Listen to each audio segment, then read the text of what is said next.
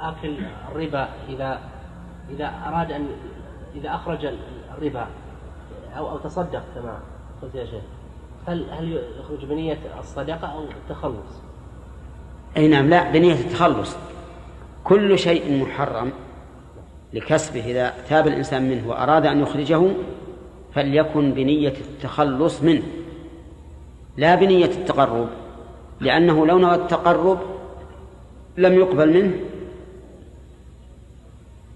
لأن الله طيب لا يقبل إلا طيبا ولم يتخلص منه لأنه لم ينوي إخراجه عن ملكه. طيب، لكن لو تصدق به على إنسان هل يجوز للإنسان أن يقبله؟ يعني واحد عنده مثلا 1,000,000 ريال كسب ربا أو تاب، يبي يطلعه تخلصا منه، يبي يوزع على الفقراء، هل يجوز للفقراء يأخذونه؟ نعم يجوز أن يأخذوه. طيب، ولو علم يجوز أن يأخذوه. يجوز أن يبني به مسجدا يجوز أن يبني به مسجدا، ويجوز أن يصلى في المسجد. نعم، يجوز أن يصلى فيه، يجوز أن يصلى له. طيب، هل له أجر من بنى المسجد؟ لا، له أجر من تاب من المحرم.